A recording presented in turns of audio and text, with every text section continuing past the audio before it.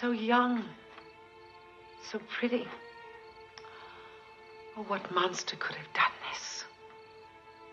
Bill's out there. Oh, God, this place. Steve should never have opened this place again. There's been too much trouble here. Did you know that a young boy drowned the year before those two others were killed? The counselors weren't paying any attention. They were making love while that young boy drowned. His name was Jason. I was working the day that it happened, preparing meals. Here, I was the cook. Jason should have been watched every minute. He wasn't a very good swimmer. We can go now, dear. I think we should wait for Mr. Christie. Oh, that's not necessary. I don't understand.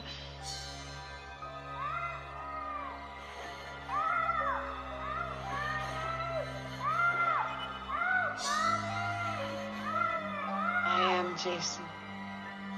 I am. You see, Jason was my son, and today is his birthday.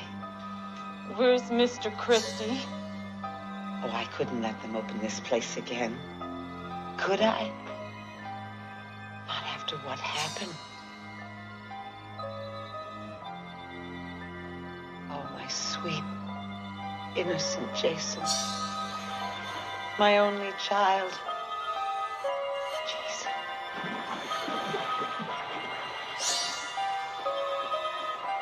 You let him drown. You never paid any attention. Look what you did to him. Look what you did to him.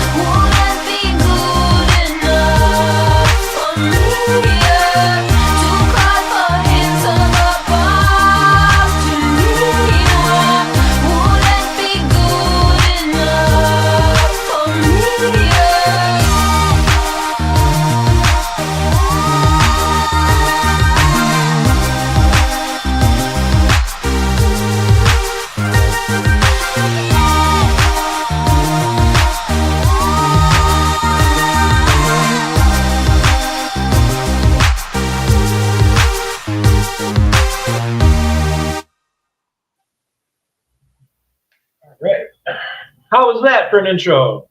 Not bad. That was That kind of was pathetic. right? Not bad. That was kind of a trip because I'm tripping. So, How's that groovy smoothie?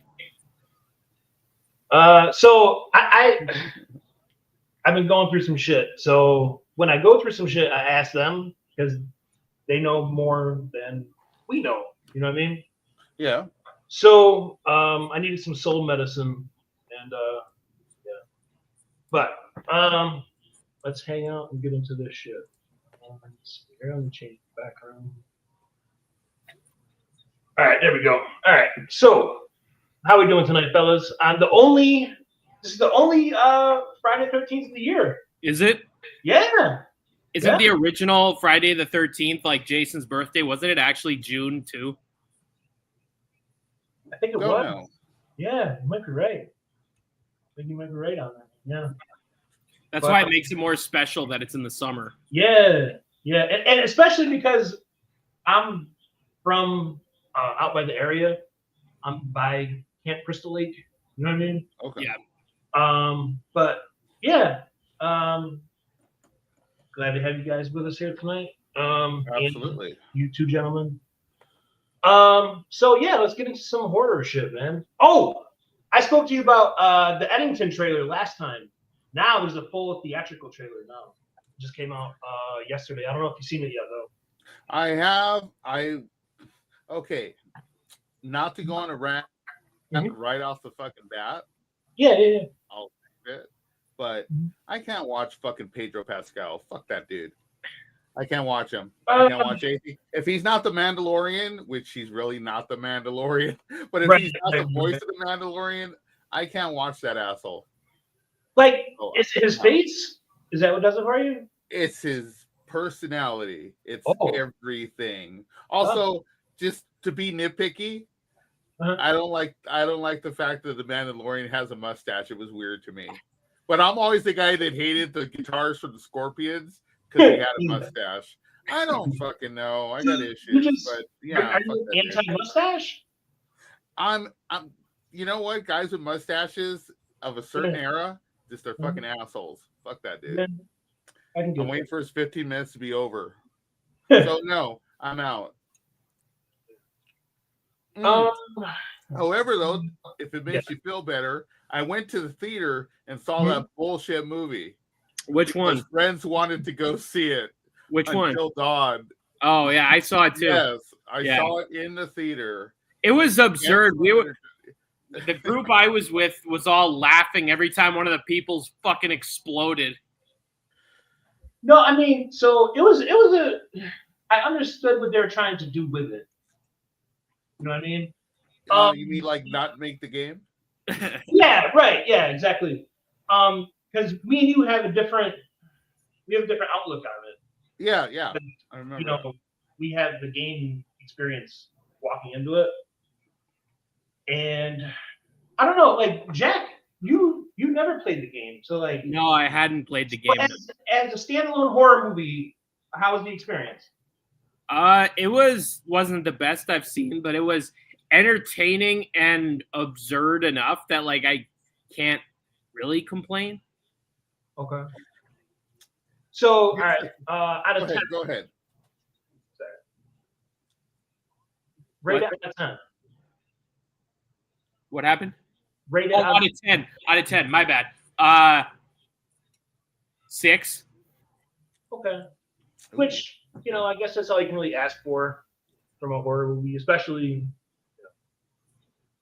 We just saw that. Did you see the what was it? Bring Her Back? Have you seen that? That's what I wanted to get into with you. Yeah. Bring Her Back. No, it doesn't sound familiar. Okay. Oh, yeah. So it's the A24 that just came out. What? 2 weeks ago? 3 weeks ago? Yeah, 2 weeks ago. So it's in the same universe as Talk to Me. Okay. So it's I wouldn't call it a direct sequel because it's not, but it's kind of like playing around with it, if that makes sense to you. Yeah. Yeah. Okay. Is it also South African or is it made somewhere else? No, it's Australia, right? Yeah, Australia. Yeah. Australia. So same directors, all that shit. Okay. The two brothers, they did it. This movie just is the other one. But the experience itself was really jarring, dude. I highly recommend it. Highly recommend it. Theater viewing. That's worth watching. For someone who's seen just about everything, when the theater wasn't packed, but it wasn't empty either. You know how when you leave a theater and people are picking up their trash and just chatting amongst themselves? That whole theater was just fucking quiet. They were just petrified. And I was too. Yeah, there's some scenes in there that, like, it's been a long time since I went to a theater, and like 2 weeks later, I'm still talking about some scenes. They stick with you. They really do. I'll have to give it a shot. Yeah, definitely give it a shot. Yeah. What I will say about Until Dawn, to be fair, if it wasn't Until Dawn, it's still crap, but it would have been fun. You know what I mean? Yeah. It would have been like, the kills were fun. My issues with it, besides the obvious fucking, this is not that game at all. Right. Kind of like Resident Evil. See, Resident Evil did it, but with a budget and known professional actors. This did it with a bunch of retards. They're all fucking bland, dickless. The only person who had any fucking was the new guy, boyfriend, outsider. And it wasn't a lot, but he was better than the rest of them. And of course, he gets saddled with the thankless role of being like a cardboard cutout with nothing to do. Yeah, right. And it just fucking generic, all of them. They could have been all brother and sister. Yeah. I mean, except for like ugly clairvoyant chick, because we could have did without her too. It was just like, why am I fucking watching this? I can go to work and watch ugly people. I don't need to spend fucking $15 and watch them. I can go to Walmart for free and watch ugly people. Yeah, watch ugly people. That's all I'm saying. Yeah. But other than that, it's not the game, which we knew, but they focused more on the Rami Malek killer than they led on to in the trailers and the commercials. Yeah. Which was a weird kind of bait and switch. It's like, we're actually going to rely more on the slasher and the Wendigos than we told you, because they made it seem like it was going to be like all kinds of creatures all the time, every night. And really, that was sort of pushed into a 2-minute summary of, hey, what's been going on every night? I don't remember. So that's fair. That's a fair criticism. Yeah. That's all I have to say. There's not a whole lot to say about it, No. Will I own it? No. If they send it to me, which they would have sent it by now, would I keep it? I don't know. Depends on whether or not I need a gift for somebody. How often do studios send you complimentary films to view and stuff? Yeah, I was all the fucking time. And like, what's the depending factor on it? Like, do you have to have a relationship within them, or how does that work? There are always relationships. I mean, I've been in this game for this is the 13th year of Sinful Celluloid proper, but I've been in it probably for about 15. It's relationships. I mean, you get to know these people and you build it. Some relationships fall off because the PR people go on to bigger, better things. They open their own companies, or they're fired and they don't get another gig. It's different. It's always different.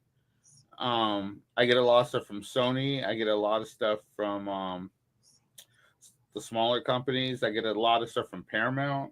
Okay. It just really depends. Warner Brothers kind of had it with me after I bashed Wonder Woman for Wonder Woman and then Sandman for a year. I was not on board. You did what? You bashed Wonder Woman? I didn't hear that. Yeah. I bashed Wonder Woman before it came out. It's and then they still sent me screener invite for the lot screening. I'm just like, have you not been paying attention? Yeah. So. Right. Yeah. I will if I'm emboldened I will run my mouth because that's not my Wonder Woman. They were kind of giving, yeah, right. That's another story. But that's what it comes down to is you got to you send an email, you introduce yourself to the PR companies. They're going to look at your numbers for your YouTube or your website, whatever. I remember when I started, it was a different game. I mean, this was the height of the horror website. You know, if you went the golden age when it was Shock to Drop, Dread Central, Blade Disgusting, Dead. Oh my god, I can't remember right now, but there's a few others. Magazines myself, too. Yep, Yeah. Horrorhound, Fangoria. I mean, we all like it was a free for all, and we had it made. Now it's a different game. With social media has changed that. The world's moved on. Yeah. It's not like that anymore. You know, you're not getting paid, you know, a few $100 per movie to run their ads, to paper your site with it, all that stuff, you know? It's a different I was about to ask too. So like it really cuts into like the bottom line business end with how things are now, right? Oh yeah, it's not like it is. Blade Disgusting has survived without having to change because they were bought up by a commercial company. Okay. Right. So they don't Brad Miska doesn't own it anymore. So you have that. You have Dread Central survives. They were also bought up. They survived by the seat of their pants, but they've had so many changes in management. It's not the Dread Central it used to be. It goes on and on and on. Shock to Drop, once Ryan left and joined Blumhouse, they just absorbed it into comingsoon.net. All my articles are still there. You can still see them there. So if you type in the link. Now, was that like a baby to you? Like they didn't have to do that kind of thing? Was it what? Like sorry? So like your writing that you did for them, right? So you said that they left it up, right? Yeah. You still go up and look at it. Was that more of like a favor to you? Like you know, no, they did for. I mean, bottom line, it's content. Right. Okay. They're going to keep that up. But I don't even know who's running it now because obviously Ryan had a boss at comingsoon.net. Can't remember his name now, but I only spoke to him like twice with Ryan on the phone. He's probably long gone. It's probably changed hands quite a few times. So it's a different world now. It's not the one where it was sort of like the Wild West and everybody had a site and all the sites that were bigger sort of got a bigger share of everything. I was like mid. One thing that gets discussed in the music world, right, is the blog era. So like did cinema, like say like 10, 15, 20 years ago, did movies also have like a blog era kind of thing? Did what? Like did they have a blog era to where like to where shit was getting featured on blogs and stuff like that? Absolutely. And from that, was there movies that really like you know, became something like Saw or Scream? I will give you the biggest one. American Mary. The Saska twins. That was championed hardcore by me. I knew them from previous. I knew them from Girl in the Trunk or Dead Girl in the Trunk. Yeah. So I knew them from that. We had become friends. American Mary, and I'll say this to this day. That movie was so fucking good. That was not a sophomore effort from anybody. That was a fantastic film, and it holds up now. Absolutely. So I championed it hard, and then everybody else to a lesser extent, but I was really gung ho. I thought it was fucking fantastic, but everybody did. Everybody championed that film, and that movie really took off. It was a small little indie film. Catherine Isabel was the star. And we had a few other things that really popped during that era, and they were indie films that really sort of rose above, but never hit that sort of mainstream acceptance. Like American Mary is gone now. No one's talking about it. No one remembers it. But for a few years, it was the shit.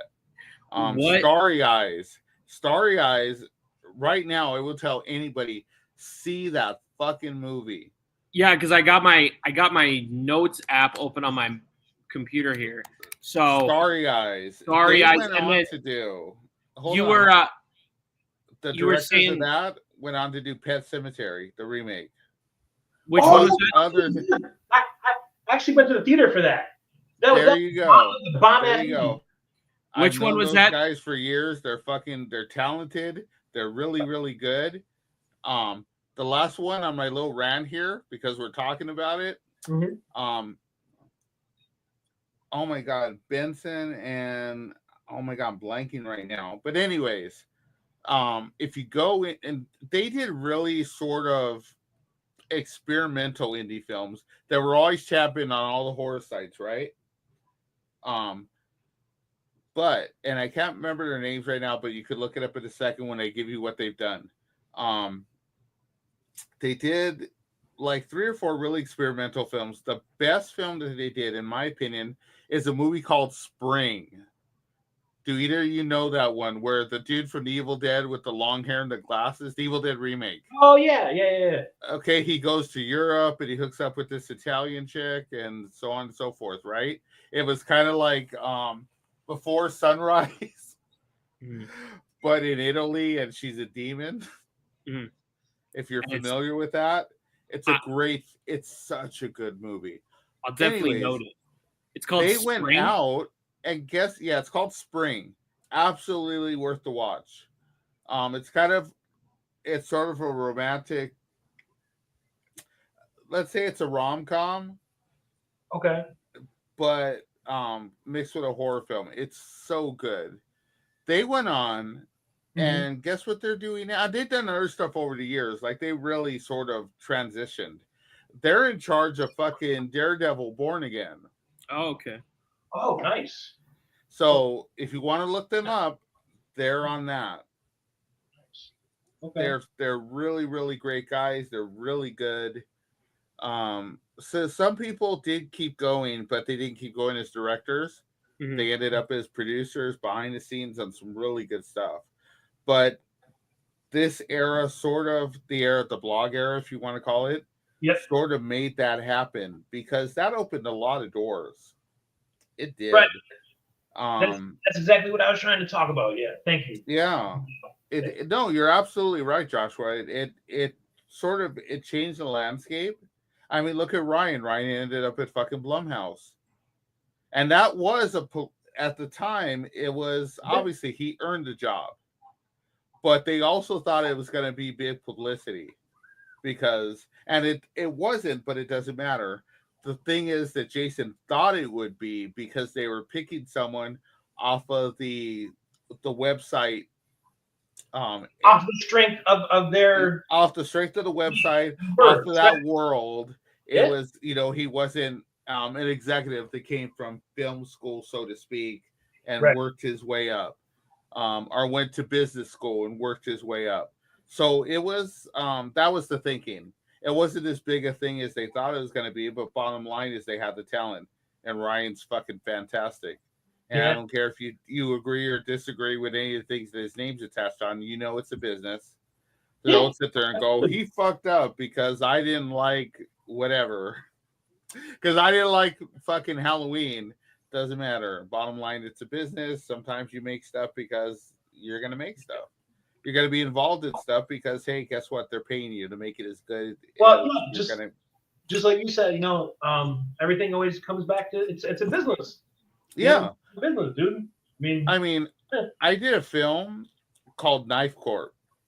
Yeah. And that was the first film that Sinful Cellular was attached to.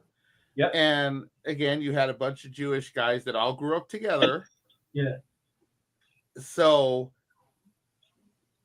there was kind of this nucleus, and then there was me. They couldn't make it without me. It wasn't happening.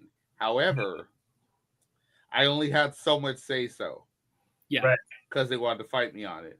And so the end product, it is what it is. Kane Hodder's in there because I made a fucking phone call. Friday the we 13th. don't have Kane in there. There you go. The entire team was mine. But they didn't like horror movies. So they didn't understand horror you movies. didn't have like the passion behind it. They're just out for the buck. Not at all. They thought they were under the impression, because they've read old articles from fucking 35 years ago. They're like, your first movie, if you make it, you make horror because horror makes money. I'm like, it's not 1985 anymore. It's not 1990. It's a different fucking world. And then they fought me every step of the way. Like, so I get Kane. That was a fucking nightmare because they're like, why are we hiring this guy? I'm looking at his stats on IMDb. He's just a stunt man. I'm like, what the fuck?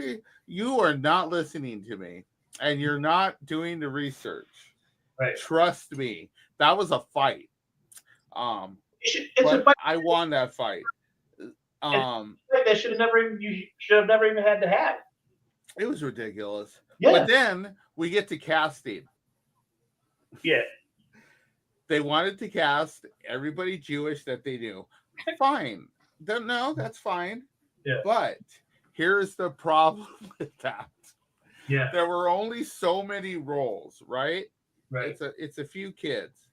So they cast the main kid is this fucking, I'm gonna have to pull a word out from the fucking 1980s, okay? It's a fucking dweeb. I say it all the time still. I cannot watch this kid. Yeah. He nice enough got separate the character from the person, or in this case, honestly, the face from the person. He's a nice kid. He is. He's cool. I had no problem with him, but I wouldn't stick him in a fucking movie, and certainly not as the lead. If I could compare him to anybody, do you remember I Love You, Beth Cooper? Yes. Yeah. Okay. Hated Panettiere, right? Yeah. At the height of her fucking fame. Here's the problem. Best-selling book. Everybody, if you were like a young adult, whatever, that was one of your fucking books, right? Here's the problem. They got somebody to look exactly like the fucking drawing. And it's cool in a book because your mind's gonna replace that person with whatever, right? You're gonna make that person in your head, regardless of what he looks like. They found somebody that looks exactly like the fucking as he's described. Oh my God! Yeah, because he is ugly as fucking sin, and I have to say it like that. Yeah, he is. He's got like this huge honker, pizza face. Here's the thing. Here's the delicate dance you have to do. Yeah. With a teen sex comedy. Yeah. Girls have to be able to put themselves in Hayden's shoes or whatever, the girl's shoes, and go, you know what? I could see myself falling for that guy because he's so special, whatever. Yeah. Nobody is trying to fall in love with that. Right. They're not. And that movie fucking bombed hard. Is it a bad movie? Absolutely not. But that is the fucking dance of filmmaking. Yeah. So when we came to this, we have him, and I can't remember his fucking name, and he's great, but he's not a lead. Right. He needs to be a nerd, but the kind of nerd that you're like, yeah, I could be him. Yeah. Sorry, but it's the truth. Relatable. Yes. Yes. And nobody wants to be this kid. That guy, right. So then you have the other characters. You have this Asian character, which is the kind of funny, the way they wrote it, that's funny with your friends sitting around drinking.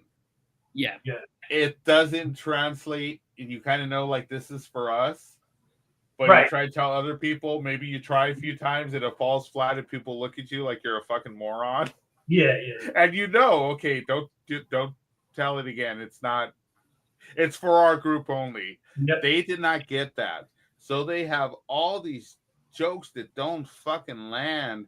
And this guy we're supposed to buy, and he's like 35.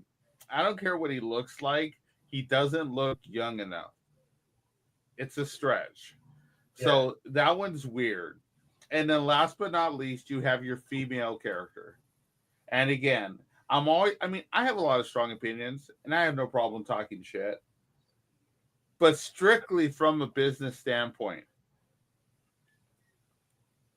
she is not who you stick in a fucking movie. She's not. But she was one of their friends from their fucking temple. It was like, she's an actress. We're going to use her. And that was a hard fucking no. This is this character. There was no way around that. I could have got them other people. Yeah, because I'm working on something, project of a wild project, but there's certain things that don't compromise, right? Like, no, you have to learn. Look like this, and I'm not exactly. Yeah, they were very specific. They wanted it to be what they wanted it to be. They weren't thinking money. They were thinking community. That is not the fucking way to go. It's a fucking business. So I had wanted to get Scout Taylor Compton. Okay. Who's that? What's her prior work? Just Halloween. Oh, okay. The Rob Zombie's Halloween. Okay. She's worked a lot. You know who she is. She played Laurie Strode. Oh, okay. Yeah. You know who she is. She works a lot. She still works a lot. I want to get Scout. That was like one phone call. Mm-hmm. But no, they wanted who they wanted. She's not. And when I say this, you got to understand. She's not universally attractive. Right. Yeah. It's not. It wasn't a good idea. So then, but they went with it, and they were going to find me on it. It's okay, fucking fine. Then we come to Kane's daughter. It's a small, thankless fucking part, but it's the one part that we could stick your quote unquote hot girl in. Mm-hmm. Yeah. I got my friend Brianna and this was New Year's Eve. We were prepping. Yeah. New Year's fucking Eve. She got home from fucking work or whatever she was doing. She got home, she rehearsed the scene, and she filmed an audition and sent it to me all that night before going out. Wow. She fucking worked her ass off. And then to come to find out that they had already casted it anyway. And it was for nothing. I guarantee that stuck. Well, I don't even have to say it because you're talking about it right now, but that's shit like that sticks with you. Yeah. So fucking Brianna works her ass off for no fucking reason because she never even had a chance. That's some bullshit. And I lost my mind on there. It was a heated fucking meeting. Let me put it that way. I was fucking pissed. So you said the part was taken by Kane's daughter. It's been a couple months since I watched. For Kane's daughter. Oh yeah, that was the part of Kane's daughter. The person that they cast. Yeah, you'll love this, Jack. The person that they cast. Here is their logic and how they don't understand the business. Right. Who saw Role Models? Oh, I used to watch that all the time when I was a kid. Who remembers Role Models? Okay, so I got the DVD somewhere. So Chris's girlfriend, McLovin. Yes. His little, whatever you want to call her, love interest, girlfriend, the nerd that falls for him, right? Yes. That's who took the role. Because in their head, they're like, and this was an argument, she's a name.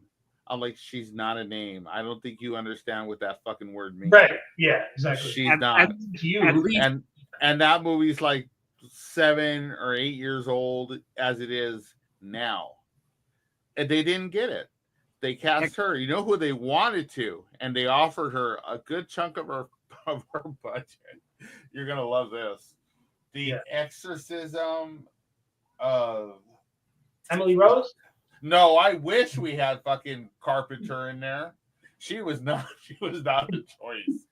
This shitty movie that came out that year, 2019. Okay.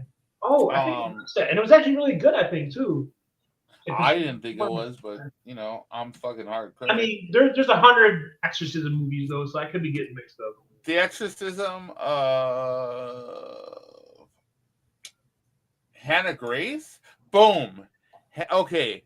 The Possession of Hannah Grace. That's it. Okay. They wanted to cast Hannah Grace, who has no lines in the movie. Right.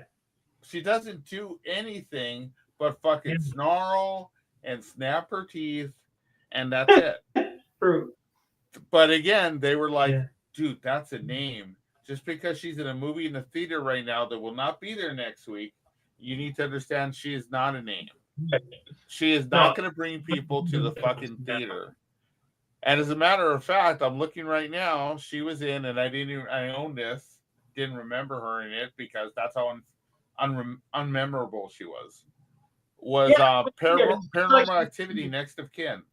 Okay, I never got that far in Paranormal Activity. It kind of fell off. Kind of fell off after like 3 for me. They sent me the box, and it was like, you know, I've seen everything, and is looking for something to watch, and it was like, well, I haven't watched this. Fuck it, let's throw it on. And you know what? If you leave Paranormal Activity behind, it wasn't bad. You know, for what it is, it's found footage. It is what it is, but it was entertaining. She did. I'm looking here, dude. Fucking nothing. She was in an episode of Drama Queen. So that was it. I was gonna say, like, it's not like she had like this illustrious career after. No, like, they gave her $30,000 for 2 days' work. Yeah, which we did not have to fucking burn. So I haven't watched that movie in a few months. What is the part she's in? The small part. She's Kane Hodder's daughter. Okay. So she's like in just 2 or 3 scenes, and she dies. I mean. That was something that we could have done with somebody else. Right. Because it was the only place left to plug somebody in.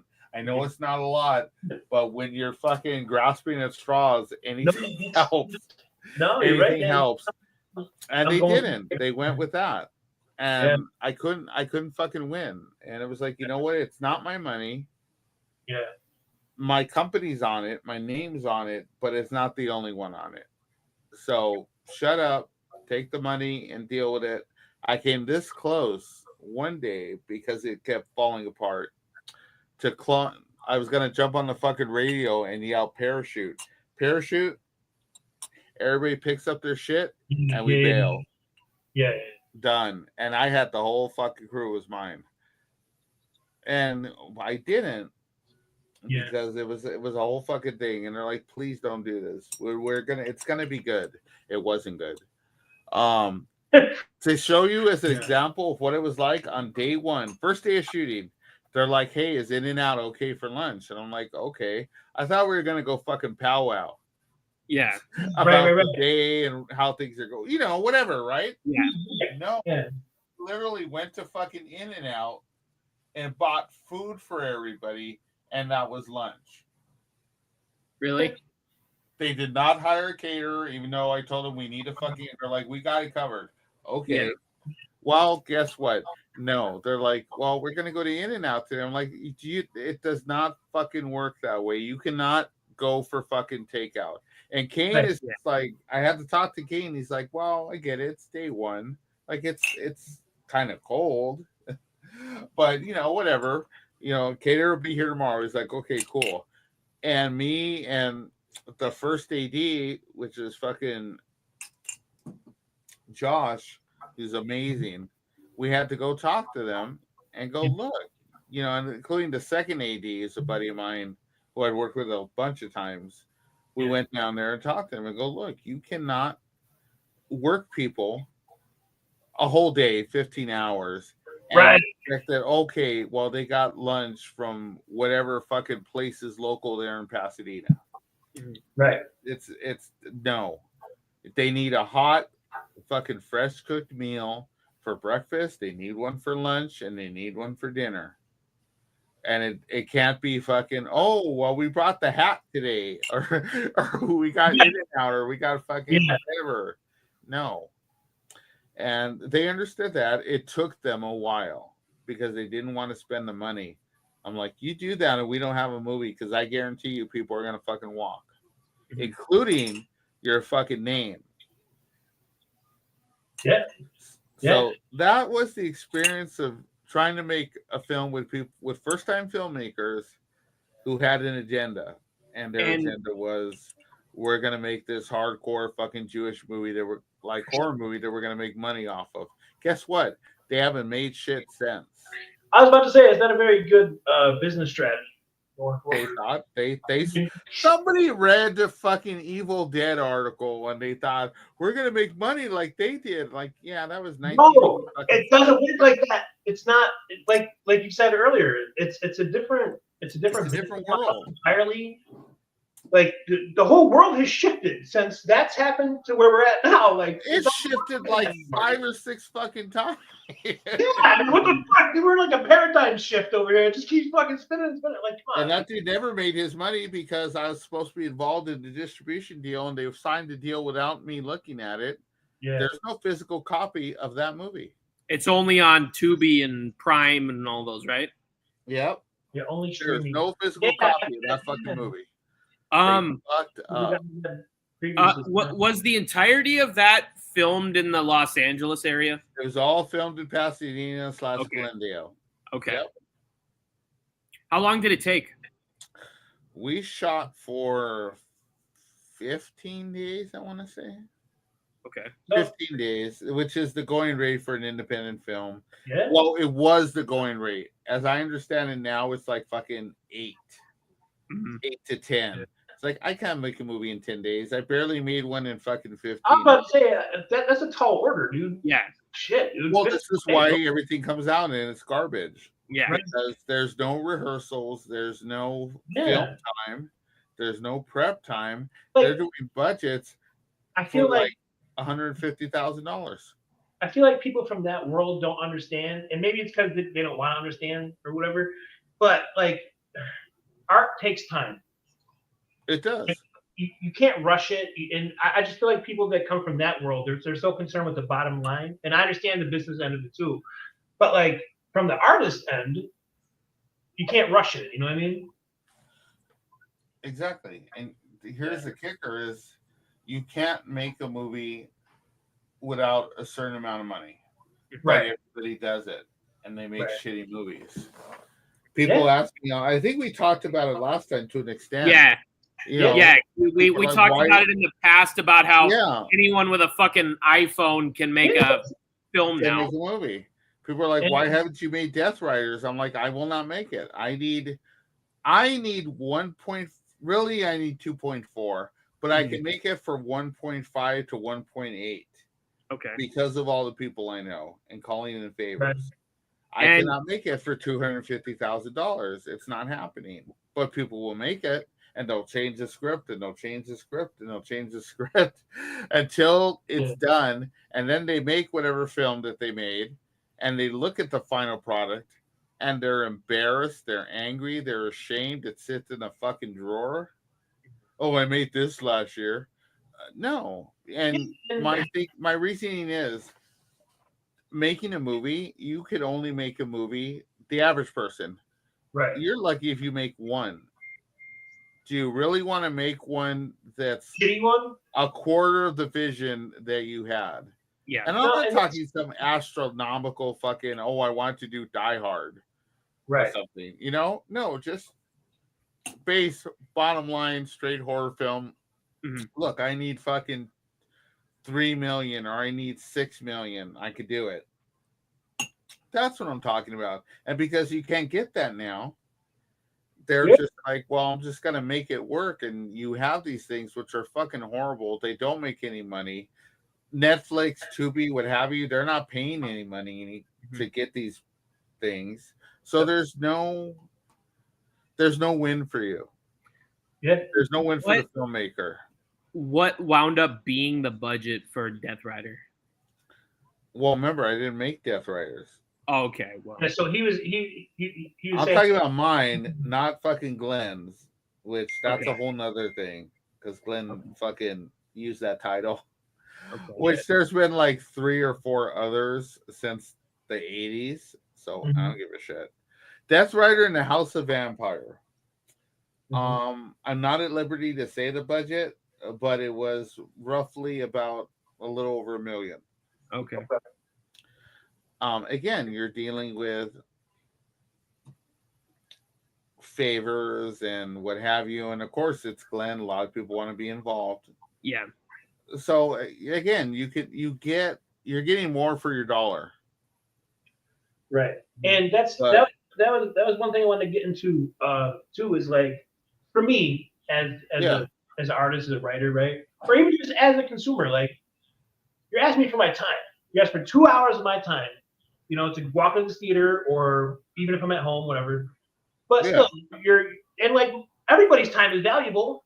You know what I mean? So when I'm writing something, I have that in mind, and I don't want to make anybody feel like they're wasting their time watching something that I'm attached to. You know what I mean? Like, I want to make sure that it's good. I want to make sure that it's better than good. Actually, I want to make sure that it's great. No, absolutely. Yeah. I mean, the biggest and I can't remember it verbatim. It's been a long time since I've seen it, but there was a series called This Is Horror. Stephen King's This Is Horror. Oh yeah. And it had Sam, amongst the many interviews, it had Sam Raimi in there. You guys totally took a drink at the exact same time, at the exact same angle. Yeah. I'll clip that for Instagram later. I felt it was fucking timed. I'm like, no, wait. I'm out of fucking old fashioned. Here's the deal with that. Sam's talking about what he's afraid of, or however he put it. His biggest fear is that the audience gets bored. Like, that's the biggest crime, is not entertaining the audience. Right. And at that time, he had only made Evil Dead 2, Crime Wave. I want to say that's it at the time of the interview. Yeah. But Evil Dead, when you look back at it now, is not great. It's a first film, but you're not bored. No, not at all. Evil Dead 2 is fucking hardcore. And again, they had $6 million. It was really only his third movie. You're still learning. You were entertained from beginning to end. Absolutely. And that's what he wanted to make sure he did. And that's something that, of course, I carried with me all my life, because I saw that at, an impressionable age. And it's like, that's how you do it. You have to entertain people. That's important. And you can do it different ways. It doesn't have to be like nonstop, whatever, action, bloodshed, whatever. Right. It could be dialogue. It could be character performance. Exactly. It doesn't matter. Me and you are speaking the same language. Absolutely, dude. Exactly. Quentin Tarantino is fucking entertaining from beginning to end. Most of the time. Right. And it's not fucking nonstop bloodshed, but the dialogue's fucking entertaining, and you're there. Pulp Fiction. You're holding on to it. And Pulp Fiction, edge of your seat. Yeah. And that's what makes the difference. Entertain people. Yeah. Tell your story, but remember, the bottom line is, besides that you want to tell your story and you need to tell it with truth, is that you are entertaining while doing it. Or you're not going to make a whole lot of art. Art and commerce, you have to marry it, or you're not going to be making a whole lot of art. And that's just the bottom fucking line. Yeah. And that's always been what it is.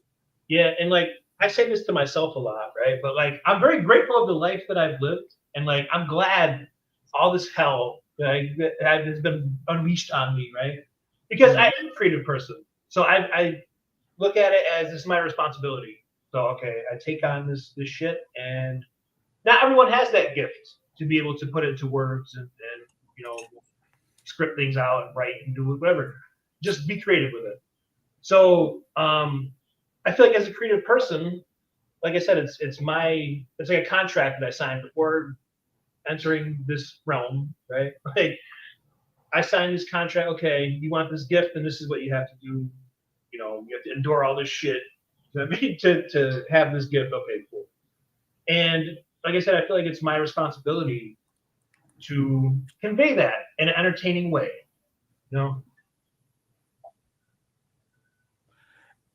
It's kind of, I don't know. It's weird because filmmakers come into it now and their goal seems to be is I need to send a message. Yeah. And it's like, no, tell a story, entertain your audience. That should always be your number one. Not because I want to make a social political statement, what have you.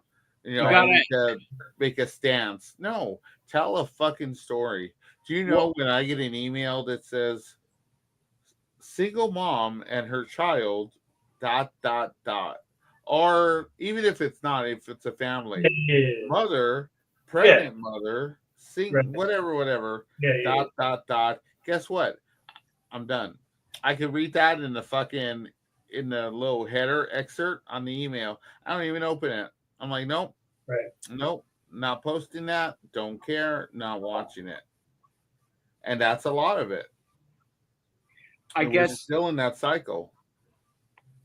Well, going back to what you were saying, I guess when you're creating something, you got to remember why you were doing it as opposed to what you hope to get out of the end result. Right.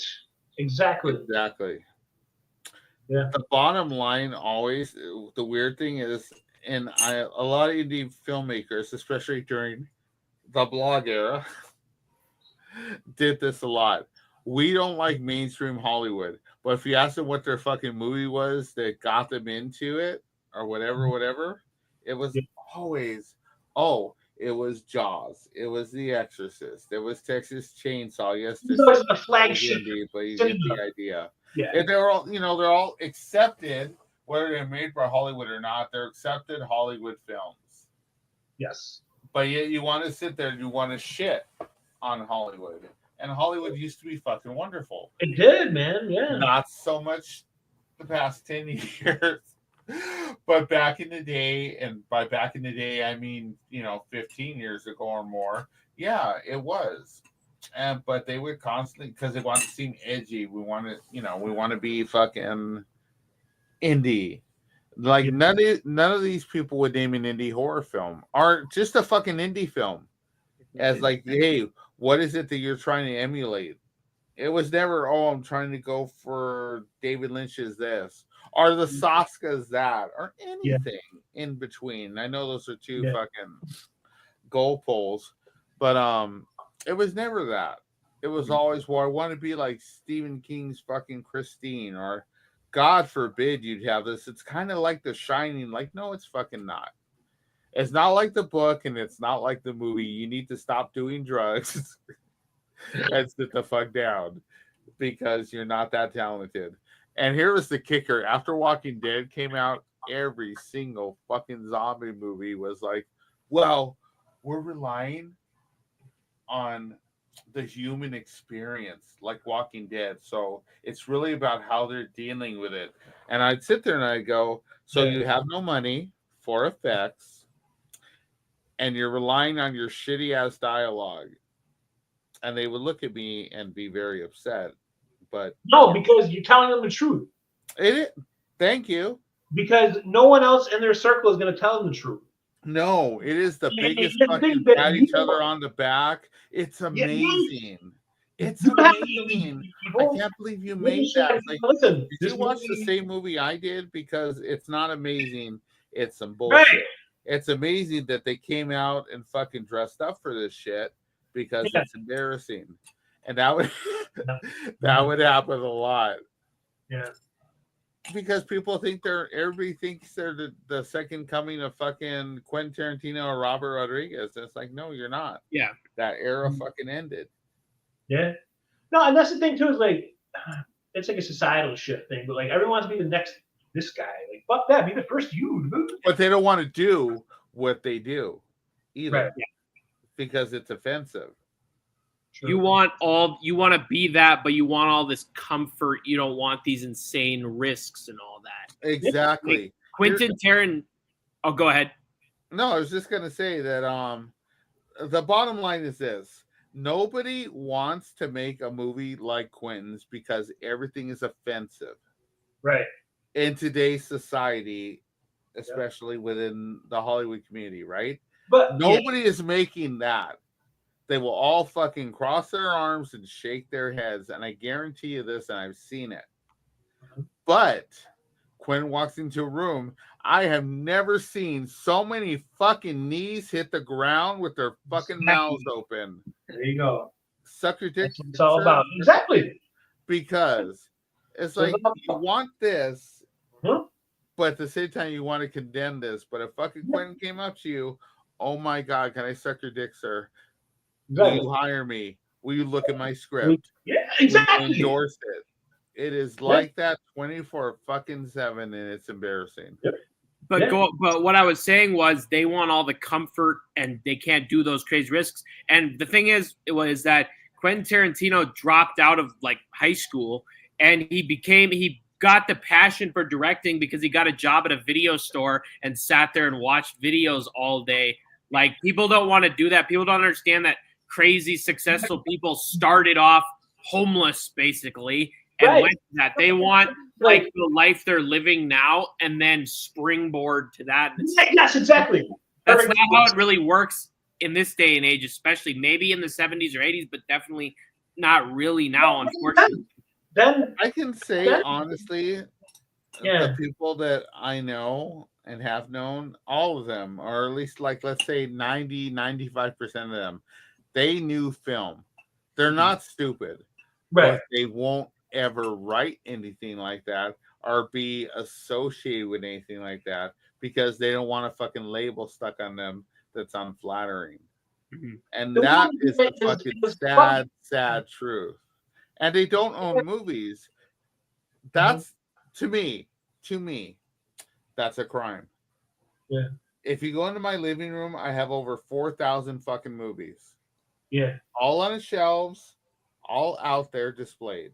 If I want to watch something, I will go pull it off the fucking shelf. Right. Or if I want to tell somebody else about it, I can do that. All of them, and I will say all, and that's a blanket term, but I'm going to say all. They don't own movies anymore because they don't have the space. They don't have homes. They all live in these shitty little fucking 1 or 2 bedroom apartments with roommates. Yeah. And they don't have it. And that's fun. I get it. But at the same time, to me, film was everything. Yeah. So I own my fucking movies, all of them. I don't have to worry about, it's not on fucking Netflix. It's not on Tubi. It's not on the Amazon. It's leaving HBO Max next week. Leaving in 1 week. Well, guess what? No, it's not, because I can go to my fucking shelf and pull it out. If I want to have, and this happened, I'm not going to give details, but there was somebody announced an Omen marathon for New Year's Day. They did not have the Omen because they don't like clutter. That's fair. Small apartment. But they assumed it was going to be on fucking Apple TV. And it wasn't. And there was the mad scramble of somebody bring the fucking Scream Factory box set over. Was this done at like a public theater? No, this was literally at somebody's fucking apartment. Oh, that's right. That's right. You said that at the beginning. Yeah, they assumed it was going to be, and it's like, no. But you know what? Guess what? If I want to fucking go to my shelf and I want to watch The Omen, I'm not going to flip over 5 fucking subscription services. I'm going to go to the O's and pull out the fucking box. I hate too. I can watch it. One thing that I hate too about these days, I guess you just call it these days, is they ask you to like rent a fucking movie.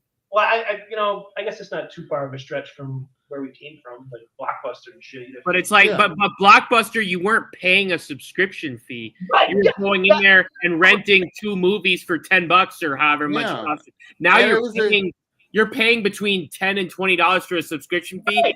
Then I have to pay $2 to rent it too.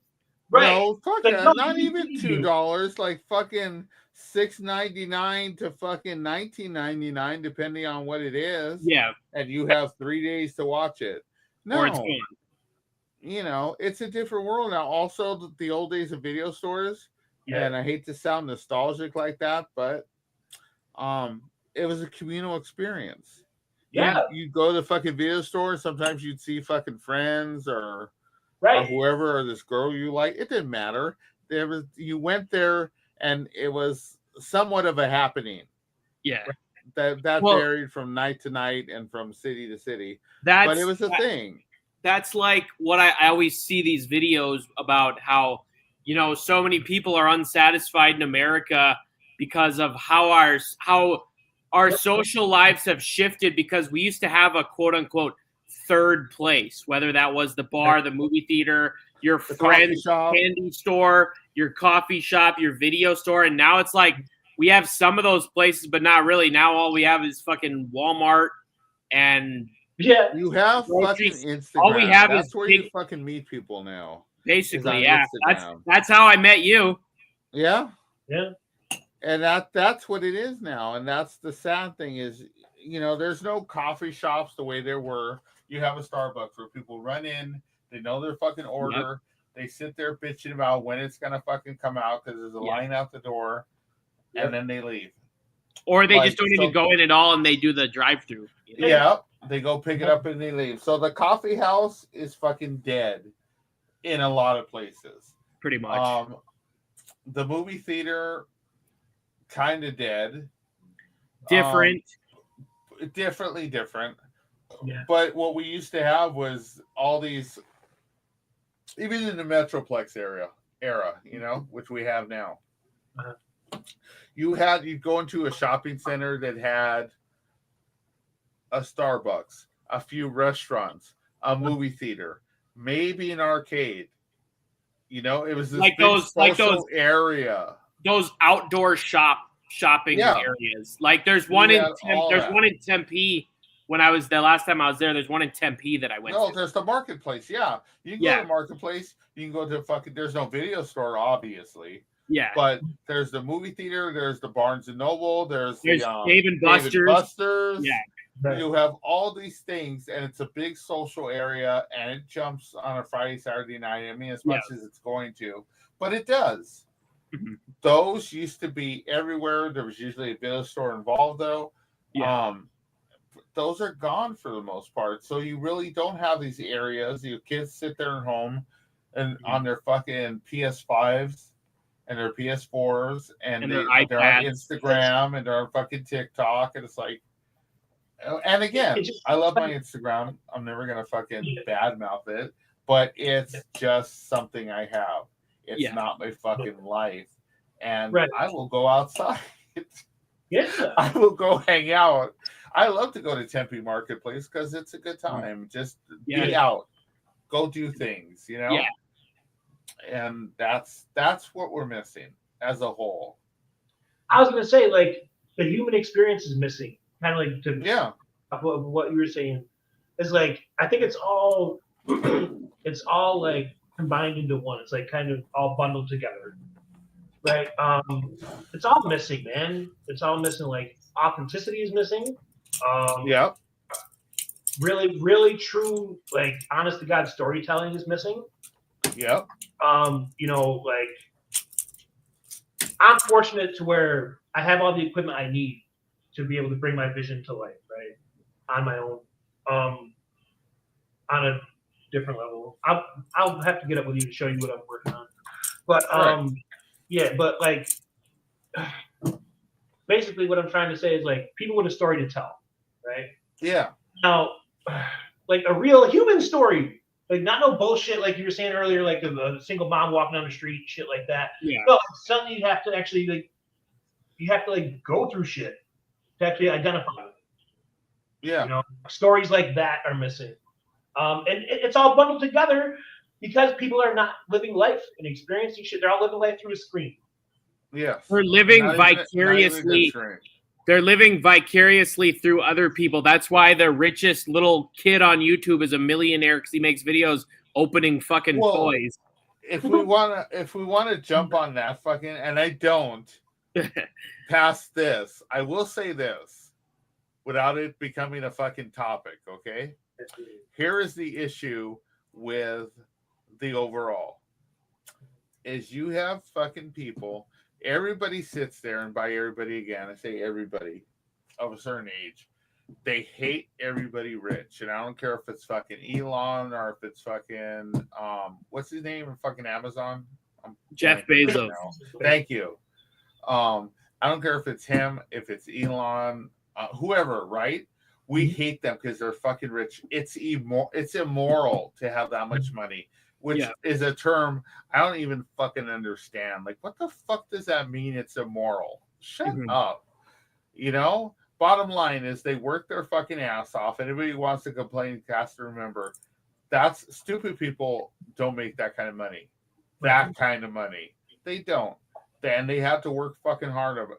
Dude, Bezos fucking built Amazon in his fucking garage. We always say, you know, we've talked about how, you know, Amazon started as a website to buy books on, and now they're airing live NFL games. You know, Netflix started as the DVD mail rental service, and now they're showing WWE. They got WWE live now, Monday Night Raw, and they have live NFL games, and that started as a DVD rental service. And it doesn't come free. It takes work. So before I move on, the second part of that is people like to sit there and go, "Oh, well, look how Jeff treats his fucking employees." Jeff Bezos, it's like they have no concept of fucking reality as far as business is concerned. They don't. He is not running fucking Amazon every day. He is probably about 15 to 20 levels removed from that bullshit. It's like, I fucking own it. Every quarter, there's probably an email comes out from the top where he says a few things. If he's the kind of person to put his face on it, it'll be him at the top, you know, greeting everybody. That's it. Okay? He is busy building fucking space rockets. Right, like, he is not running his fucking book, mail order, whatever you want to call it, business anymore. That was fucking decades ago. He's going to earn that though. Like, no, absolutely. But people want to say, because they want a face to put. Well, look how he treats his own. It is not him. Okay, Elon doesn't sit there like a fucking Tesla. Saying, "Oh, we should do this." So dude, he don't fucking care, dude. He don't care. Exactly. We got bigger shit going on. This is what I'm going. This is where I'm leading to. Yeah. People now all want to hate people with money, but everyone they follow on fucking Instagram and TikTok are fucking kids with money, or they're celebrities, and I don't care if it's that fucking Carpenter chick. What's her name? Samantha Carpenter. Sabrina Carpenter. Like, Sabrina all over everything or whatever. I don't care if it's her or if it's whoever, right? They follow them. They fucking hang on every fucking word. Yep. You don't hate rich people. Yeah. You hate that you're not one of them. There you go. Thank you. Nailed it. Be here all week. Thank you for coming to my fucking TED Talk. Nailed it. Suck a dick. Right in the middle of the dartboard. That's it, dude. That is what it comes down to. Plain and simple. You don't hate rich people. You hate you're not one of them. Yeah. Go fuck yourself. You know, sad about it, it's a very big club. Now, it's not a very hard club to be part of either. But no, I mean, it takes something. It takes some luck, and it takes hard work. Yeah. Everybody's like, well, I should just fucking do a YouTube video and become a YouTube star. It's like, it doesn't work like that. Everyone is fucking obsessed with taking the shortcut. But in order to achieve what you want to achieve, I don't give a shit what it is in any avenue of life. There is no shortcuts. No, there's not. It's a nice thing to believe and dream and shit and be like, oh man, maybe I can meet one guy one day. No, it takes a lot of fucking hard work, dude. I just finished, and it's funny. I want to do this before I forget, and I'm going to drop the link right here, right now. Okay.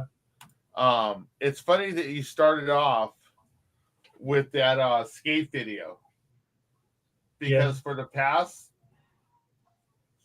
roughly 3 weeks, I've been building a site for a skate company, and this dude's been around fucking everywhere, and it told me, why is it fucking failed to post? Damn it. But for whatever reason, unless you don't accept outside links. But you know, I'm going to send it in the private chat. You should be able to post it in that comment. Yeah, I tried to, but here, I just sent it to you on the private chat, so if you can post it. Okay, yep, I got it. been working on this for a bit now, and it's a skate company, old school skaters, been around forever. Don't want to drop names yet because they're not ready to do that, but we launched it today. I built that fucking site, and then I built the Shopify site, which we went with right now. And they've been doing this probably for about 2 or 3 months. Setting up, there you go.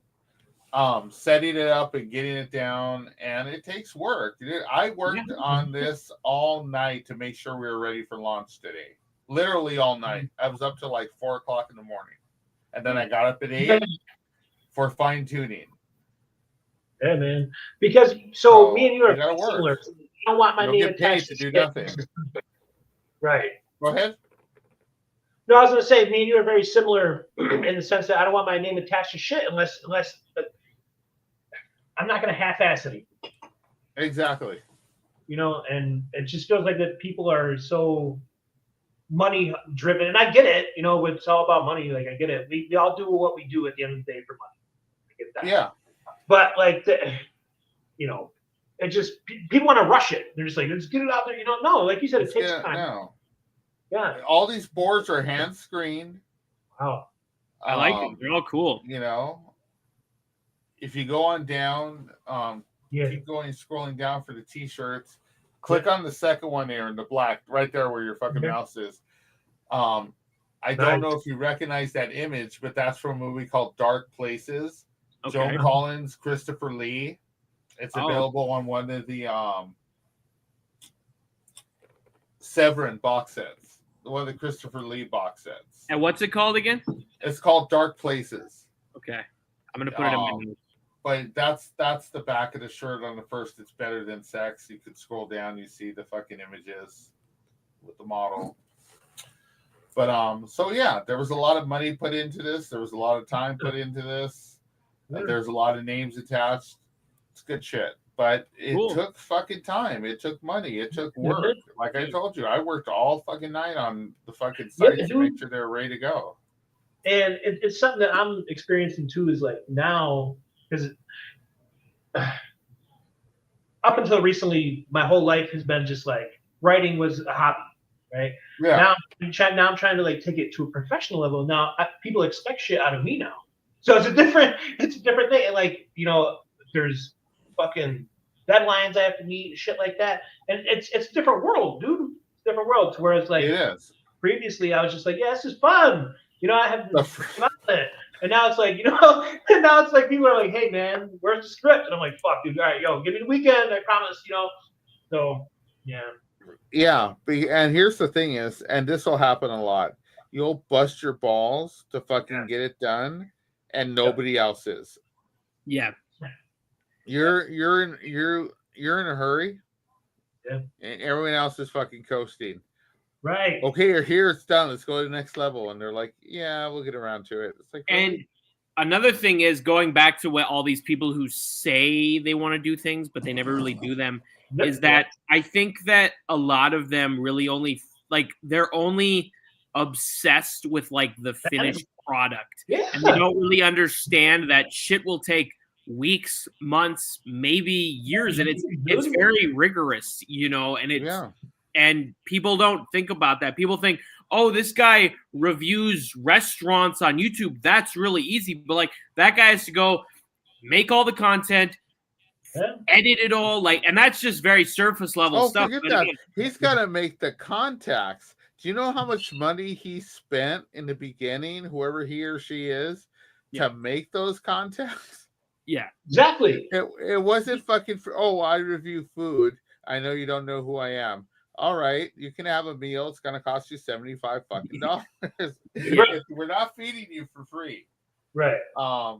As an example, you know. Yeah. But that's the idea. Is I'm gonna go do this. I think that's a good example. I'm gonna go be a restaurant reviewer. How hard can it be? It fucking takes money and it takes time and it takes you putting in the work to build that name, because nobody's gonna fucking let you in their restaurant just because you say you're a fucking food critic. Well, yeah, and feed you. That's one thing I deal with a lot at work. Not to get like too personal, but like people are like, you know, like you know, but I'm telling you, and I'm like, yeah, it's great. I'm glad that you're telling me, but we need something in writing, dude. Like, it doesn't work that way.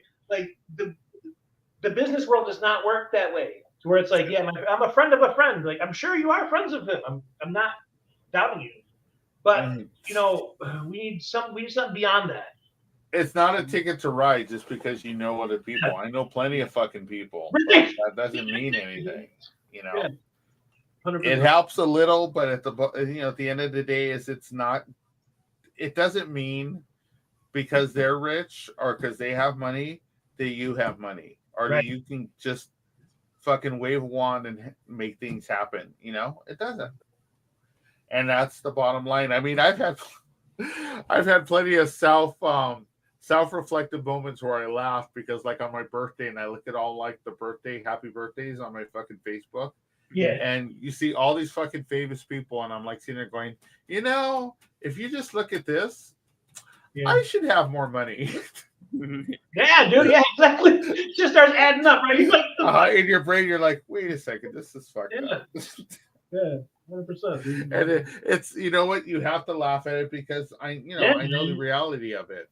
Yeah. But there are people that don't understand that, and then they slip into depression or they freak out because they're like, well, wait a second, why don't I have all of this? I'm like, it has nothing to do with anybody else. You're responsible for you and what happens to you. And it's not always your fault. You know, I'm not trying to fucking point the finger at anybody. It's just, it is what it is. Your experience is your experience. 100%. And it doesn't matter who you meet along the way or who you're close to along the way. It has nothing to do with that. So don't be so hard on yourself, but fucking do the work, and maybe you'll get somewhere, and maybe you won't, and that's just the fucking roll of the dice. Yeah, couldn't have said it better myself. Yeah. And again, I say you're welcome. Tip jar. But shit. Oh yeah, there was one thing I wanted to do too. Yeah. What do you think was like the worst like horror sequel? Because like to me, I have an immediate one, dude. Jason X.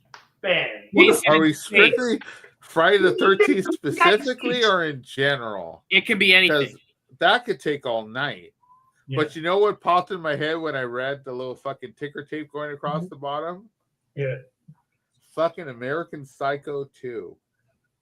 Unnecessary, yeah. Like, who the fuck Forget unnecessary. It's just a horrible fucking movie. True. It's so bad. Yeah. That's the first one that popped in my head because it's fucking ridiculous. It's so god awful. Does it have Bateman in it? It has a Bateman in it for like a second in a flashback. Oh, okay. No, it's fucking terrible. They probably showed it in the trailer to get your money and shit. Yeah. It's god awful. Mila, whatever her name is, Mila Kunis, is like she's embarrassed by it. You cannot go up to her with your fucking copy and go, "Will you sign this?" Because she'll probably like laugh, cry, or run away. She wants nothing to do with that. That was a fucking paycheck while she was still on that 70s show. Right? Movie? Cool. How bad can it be? After she finished it, she was like, "Oh, I get it now." Yeah, that's the first one that comes to mind as far as horrible fucking sequels. I've been watching the Final Destinations, and I got to 4 last night, which is like, okay, it's starting to teeter off. Well, what do you think of those? I like them. You know what? Here's the thing with Final Destination films. You know what you're getting. Right. The new one is awesome. Do you know why? Because it's the same fucking formula.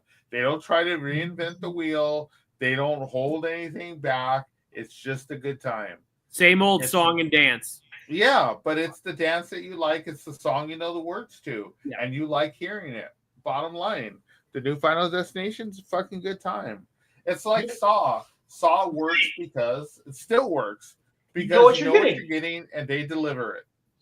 Right. Plain and simple. What happens in other things, like, and I don't care if it's Texas Chainsaw or what have you, like Texas Chainsaw 3. I know, going all the way back to the third one where they're like, well, you've seen it all before. Yeah. We want this one to be more Hitchcockian.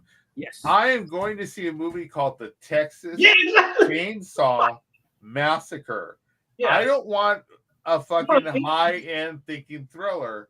I want to see people and a chainsaw. The promotional movie poster for Texas Chainsaw Massacre 3 is very deceiving. It might be the best part of the movie. Because I love it's an awesome piece of art, but a horrible fucking movie. It's not good. It's not. But you know what? And I say that kind of like Texas Chainsaw Next Generation. Yeah. It wasn't good then. But you know what? I'll take those movies over fucking 99% of the shit made now any day. We didn't know how good we had it.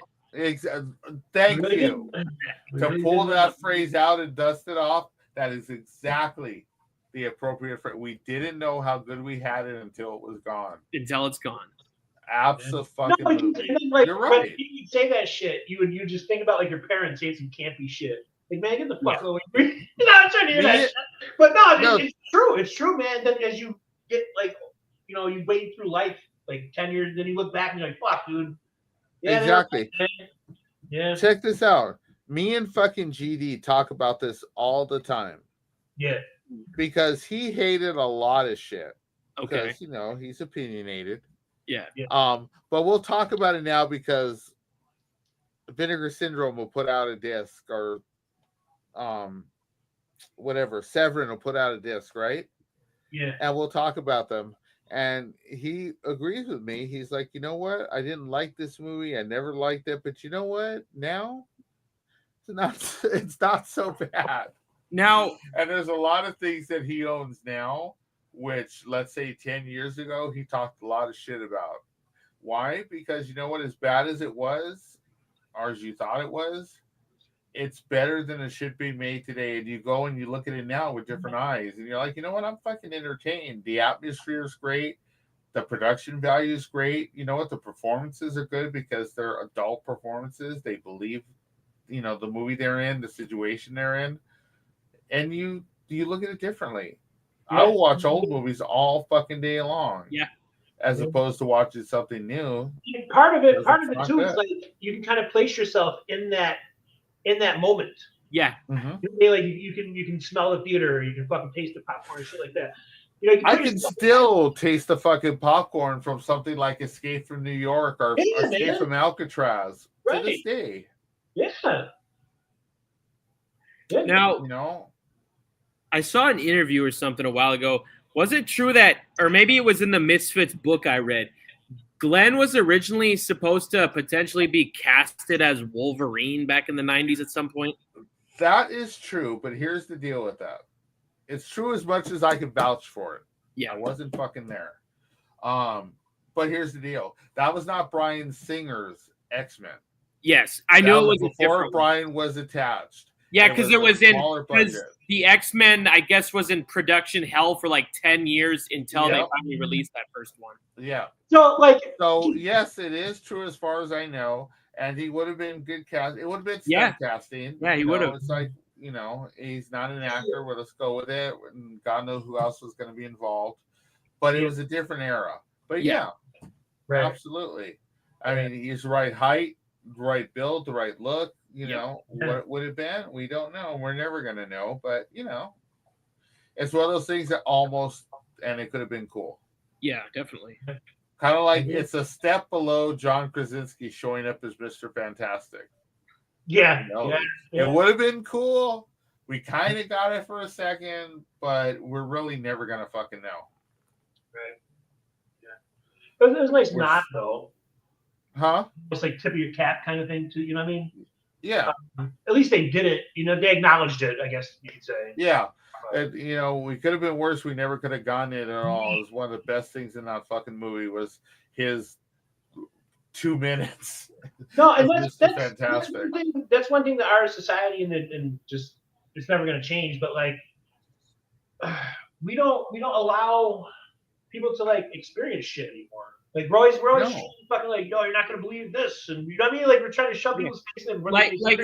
For example, I mean, think of a popular artist like The Weeknd or something. He puts out a new album, and then you see people on Twitter 2 months after it came out, and they say, "Oh, I can't wait till he makes new music again." Like back in the 80s, 90s, 2000s, you could be satisfied with an album for 5 years, and people want, "Oh, when's the new Drake coming out?" And it's like, well, he just dropped an album a fucking month ago. Like, why? Like, in the 15, 20 years ago, you would have been satisfied with the same album for like 5 fucking years. Right. Trust me, one of the reasons why Depeche Mode was such a big deal back then is like, there's a band that you could count on to release an album every year. Right. Every year. You know, Rob Zombie's last album was during the fucking election, I think. It's been a fucking minute. Yeah. You know, it's been a bit. So I'm looking for, he's doing new music. I'm looking forward to it, but it's been like 8 fucking years or something. It is what it is.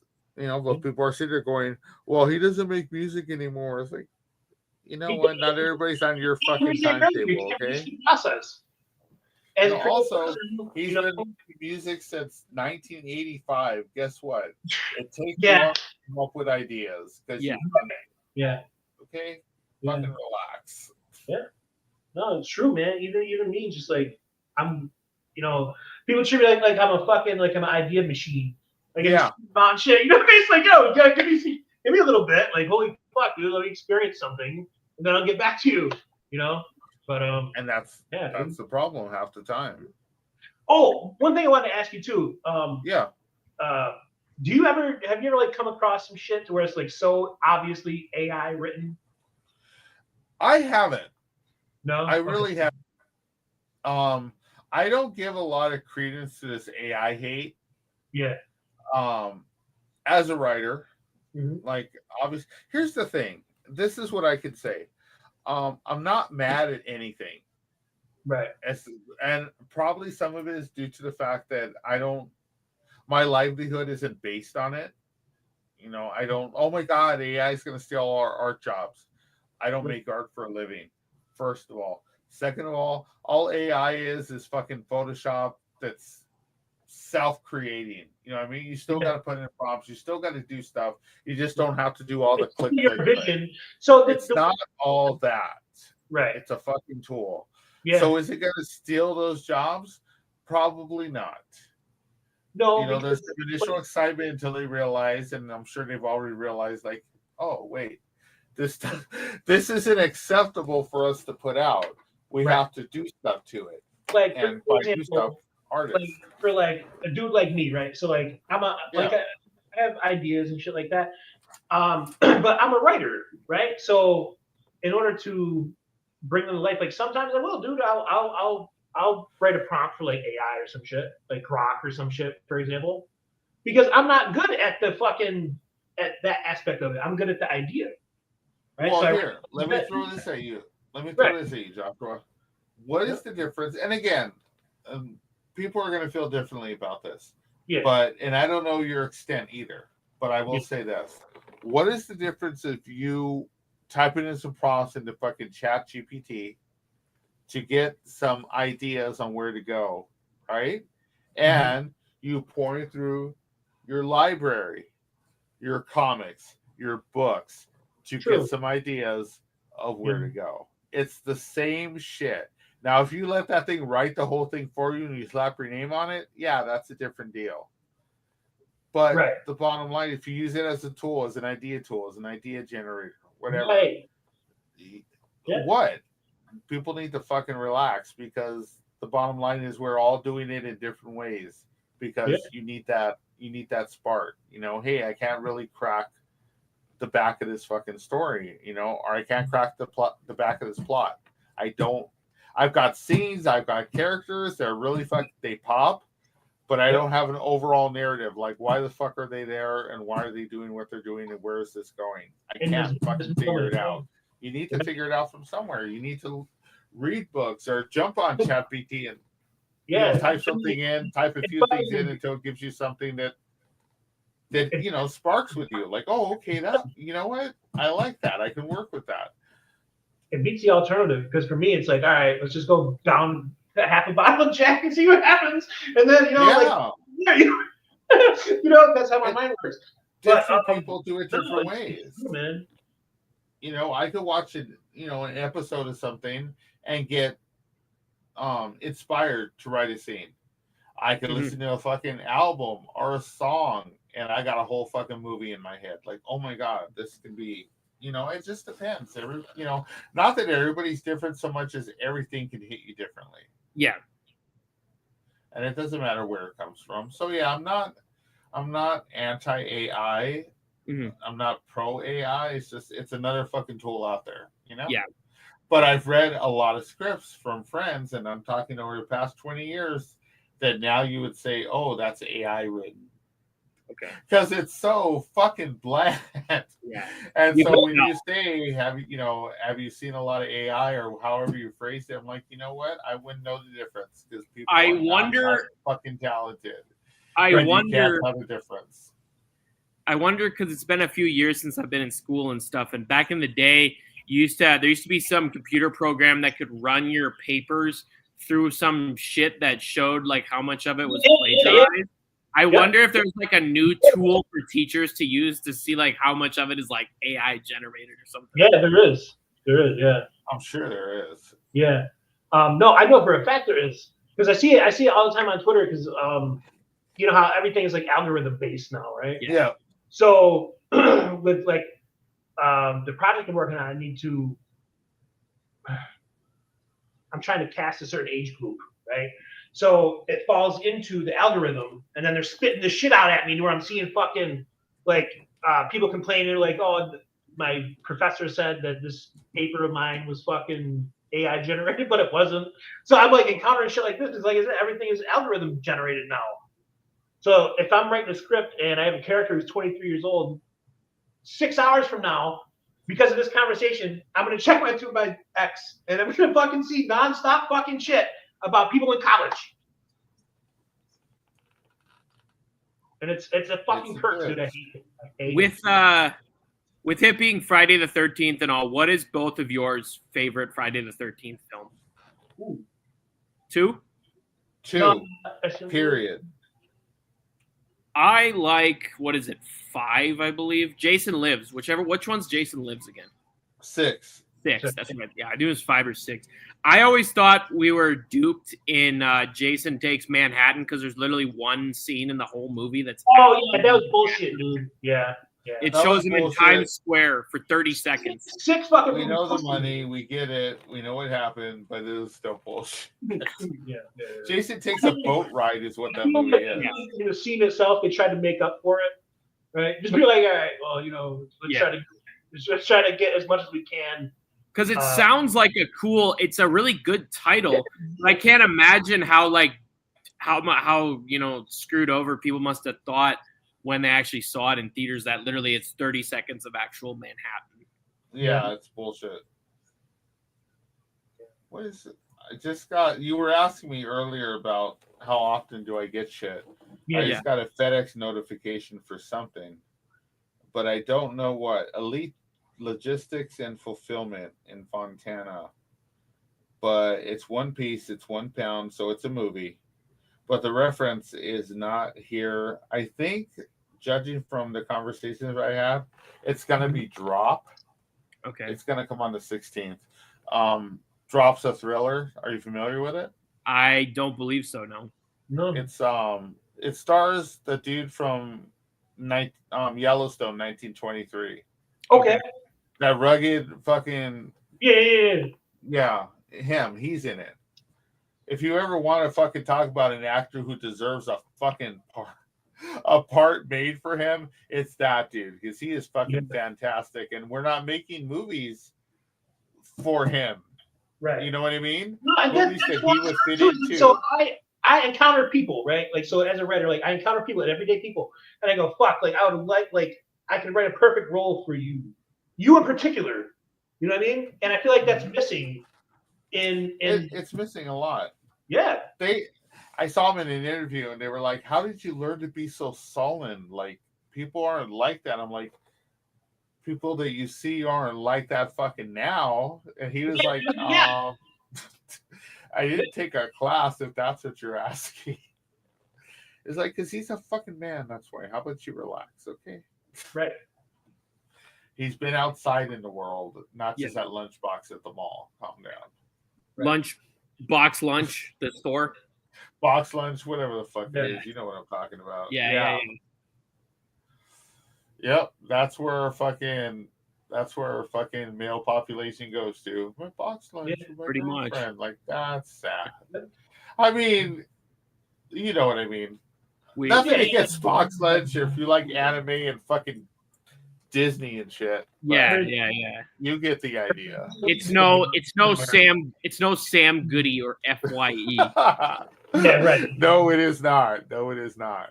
We're not But you walk out of there with a fucking panda fucking beanie and matching mittens as a man. Yeah. Okay. It's funny because I remember I went to the Metallica concert in Seattle last summer with my dad, and we stayed in a hotel that was right next to where this anime furry convention was going on. And my dad goes, growing up, I was fine with whatever you liked, but I would have fucking drawn the line at anime. Really? At anime? Yeah. He's like, I would have drawn the line at one of these kids I see wearing the fucking stuffed animal necklace around themselves. That's a different level. It's not like Gal Force and Dirty Pair and Bubblegum Christ. That's different now. I was never a big anime fan. I watched like Dragon Ball Z and Pokemon a little bit when I was a kid, but that trailer of GD's Satanica that never got released. Well, it was never made. Oh, it was never made. That was ever made was that trailer. Is all there was. Yeah. Oh, really? There was never anything. Oh, okay. It could have been. It was full on anime, but it's anime at the time. Yeah. That's the thing. It has that absolute pure '90s look to it. Yeah. Well, anime at the time, the '80s and early '90s was a whole lot of demon shit, and then a whole lot of like hot girls in fucking mecha. Hot girls in power armor and giant robots. That's what it was all in the 80s and the early 90s. And it was cool. Yeah. The last anime, which I thought was good, is the original fucking Cowboy Bebop. Yeah. Cowboy Bebop was great. It was. And then it was so great that they made a fucking live action show out of it called Firefly. Don't get me started on the fucking Netflix show. You watch Firefly now. Firefly is Cowboy Bebop. Yeah. Because fucking Josh Whedon may be talented, but he ain't that talented. Right. Just like we were just talking about. He watched Cowboy Bebop and said, you know what? I can make something. I'm inspired. Right. And that's what this shit used to be, man. It was like you watch something and you go, okay, all right, I see what he was trying to do. Let me build on that. Yeah. Yeah. Just saying. These look familiar? Oh, of course. I'm in there. You are? I got an ad in there, and then I think we got the movies that we're watching. Okay. Because we do that every issue. Like, we'll put movies to like educate people on here's some cool shit to watch. Towards the back. When I went to the concert, these were like $6, so I was like, I'll grab a few of these just to check out. Oh yeah. Right there, Death Rider in the House of Vampires. Yeah, go back one, or let's see if I have an ad in that one. I think I do. If not, I have one in the other one. We got let's do some more ads in this one. Yeah, I got 3 of them here though. So yeah, no, you're going too far. Go to the go over to the next issue. Although if you go to the here we go. Here, films we're watching. There you go. There you go. There you go. There's your name. There's my name and what I was watching at the time. Okay. So I should have an ad in there. I'm not sure if I do. But I got this is only one of the 3. I got 3 of them right here. I got 2 of them Muertano Tano ones, and then I got this 30th anniversary one. Yeah, I'm not in the 30th. I bought him at the merch stand when I went to his concert. Okay. Yeah, I'm not in the 30th because we ran over on pages on that one. Oh, okay. But yeah. Always do that. Yeah. So Friday the 13th. Yeah. Besides Friday the 13th. Yeah, part 2 is that's my movie. I love the remake. Fuck everybody. 2009 is bomb. What about I now Freddy watched versus it like Jason? a month ago. I probably would have watched it. What were you gonna say, Jeff? What about Freddy versus Jason? I don't mind it. It is what it is. I mean, they're all entertaining on some level. That's more entertaining than 9 is. Than Jason Goes to Hell and Jason X. Jason X, Jason in space slamming those chicks in the sleeping bags. Yeah, that was fun. I mean, it was what it was. Just the concept of the movie itself was what was really just like I couldn't wrap my mind around. Like, why the fuck why does he need to be in space? First of all, okay, and then the cool shit they did with it, I'm like, all right, cool, like at least you did something cool with it. You were like, okay with it. They're saying that the next Terrifier is gonna have some fucking intergalactic tie-in like that too. It might. I mean, they make them cheap and they're having fun with them. Yeah. So it's a different mindset than the lore of what we're used to. Yeah, and it makes Art the Clown makes Jason or Michael Myers or whatever. He makes them look like Bambi. Yeah. I thought I've seen it all until I saw the first Terrifier when he hangs the chick upside down by her ankles and saws her in half, starting at her pussy. Yeah, that thing was fucking raw. I didn't even, you know what? I didn't like it the first time I watched it. I was like, it's shock for shock's value, and I don't care. And then my buddy Steve Barton, as in fucking Dread Central, Uncle Creepy, was involved in making part 2, and he fucking sent it to me, and I watched it, and we talked about it extensively. So I watched it, and I was like, okay, after having the conversation, kind of much like I did with Serbian film, there was there was an extended conversation before I watched that. I like Serbian film, but it's not 95% of the people out there's cup of tea. I get it. And so same thing with this one. We had a long conversation. I knew what he was going for, what the director was going for, what they were trying to do. I watched it and I liked it. I went back and watched the first one again because I never got rid of it. For some reason, I kept it. And it was like, you know what? I get what they're going for, and it's fun. Now I can watch it because I have the second movie with more backstory. I have all this behind the scenes stuff. Like, okay, now I get it and I can enjoy it. But it took a while because the first time I watched it, I was like, this is some fucking stupid bullshit. The way I saw it, for gore's sake, and I don't care.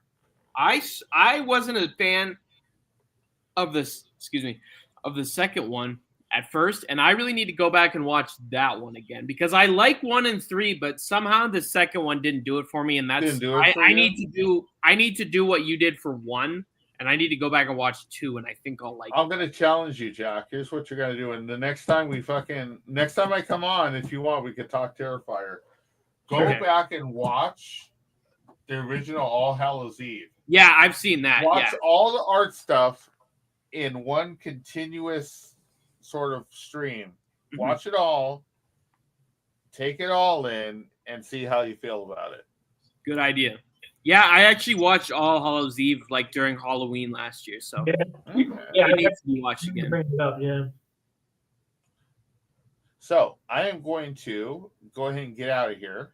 Yeah. Hey, thank you for spending. Yeah. We'll have to plan something again soon, and we'll name that episode "A Midsummer's Nightmare." There you go. Let's do it. Let's do it before too long. In the next 3 or 4 weeks, probably. Yeah. Okay. My birthday's at the end of the month, and then like July's good.